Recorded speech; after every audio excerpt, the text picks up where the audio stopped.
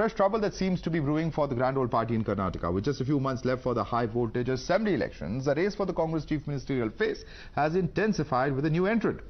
Former Karnataka Deputy Chief Minister and the KPCC former chief, Dr. G. Parameshwara has thrown his hat into the ring for the top job. With Siddaramaiah and DK's factions already at loggerheads over the Congress chief ministerial face, Dr. G. Parameshwara's entry into the race is likely to put the Congress in a tough spot. Speaking at a cultural event, he has said that he missed the opportunity of becoming chief minister twice and added that if he was lucky, he would become the chief minister this time round. Listen in. So I've been serving them, but they have been blessing me. They are blessing me for the last 20 years. You are representing them. I am representing them in this state. So I am very fortunate. Swamiji, as Swamiji said inside, I missed the bus twice. But nevertheless, it is my destiny. I always believe in my destiny. And if I am destined to become the chief minister of this state, I will. If I am not destined, I will not. But anyway, that is a different story. But I try to serve the humanity as much as possible with all my sincerity and honesty. On that, nobody can stop you, my dear. Nobody. Swamiji. Let's take this quickly across to our guest. Joining us, Anand Gurumurthy is a BJP Karnataka spokesperson. We also have with us T.R. Prasad Gowda, leader of the JDS. But I first and foremost want to go across to George Kurian, political analyst. George Kurian, the Congress party has a very difficult task at hand. You know, Mallikarjun Kharge spent a considerable amount of time over the last week trying to resolve issues between Siddaramaiah and the DK's factions. And now a third contender has literally thrown his hat into the ring. Dr. G. Parameshwara. What's going on? Good evening to you, Madhav, and to my fellow panelists. Madhav, I think BJP is in tremendous pressure, like the pressure cooker thing, and in the run-up to the assembly elections of 2023, because it has actually faltered on misgovernance and the 40% commission, which is known to everyone across the. So let's discuss Congress first.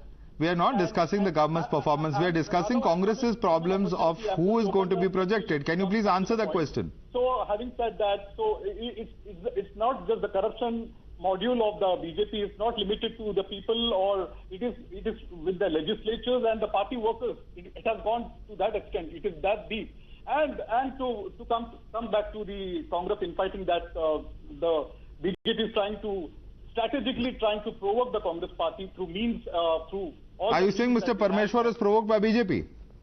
Well, when coming back to Dr. Parameshwar, let me make it very clear to your audience that the Congress party is united in the fight up to the election in 2023 in Karnataka. And who's the united face? Very conveniently, it is passing the 150 mark. Who's the united face, sir? It is a collective fight, and we are going to. So who is the united face? Progressive governance model in Karnataka for the people of Karnataka. Do we know who the chief ministerial face is? Well, see, Congress has the way to figure out things like that, and it's a seasoned party, it's a national party, and these are very small things for the Congress. Congress doesn't give much importance to all these things. When it comes to selecting the chief minister, there is a protocol, there is a position, there is a practical process in place, and it will follow the process. So there is nothing to worry about. All right. The BJP is fishing in troubled waters, Anand Gurumurthy. That's the allegation coming in from George Kurian. The larger question, though, is that we still don't know who's going to be leading the state unit. But it is, of course, also the BJP that faces similar internal dissent and internal factionalism as well. Wouldn't you agree? Basically, let's tell about Congress first. Okay, that's the funny part. Okay, and Congress President Mr. Mallikarjun Kharge also will go Ashok Gehlot way. Ashok Gehlot ji didn't want to become the president of Congress, and throw away the chief minister position. So that is also something that is going to happen in Karnataka in the coming days. Because Congress basically is a divided house. They are not ready to accept anything. Mr. Rahul Gandhi is going around India saying Bharat Jodo, while Congress is going Podo. Okay, so they have to concentrate on their house first. Their house is on fire, inside, outside, everywhere. Please fix it. Otherwise, yes, definitely, things are going to come our way.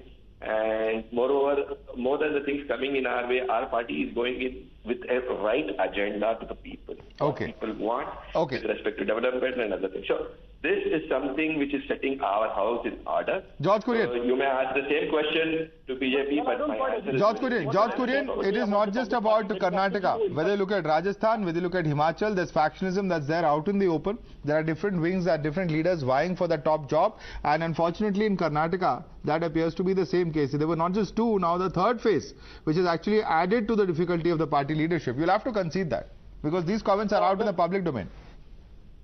Well, I don't quite agree to what Anand has said here about the Congress infighting in the Congress. There is absolutely nothing like... So there is infighting going around. There is no infighting. It is just a narrative. It's just trying to build up the narrative. So what is this? This is strategic positioning. Not going to be successful in building up this narrative as far as Karnataka is concerned. We are very confident about it's a collective fight. It's not about narrative, sir. Let me quickly bring in T.R. Prasad Gowda. T.R. Prasad Gowda, where does the JDS fit into all this? So many chief ministerial contenders over here in the Congress. What happens to the JDS? Are they going to tie up with the Congress? Are they going to tie up with the BJP? Are you going to bargain for the chief ministerial seat like you did last time? What's going on?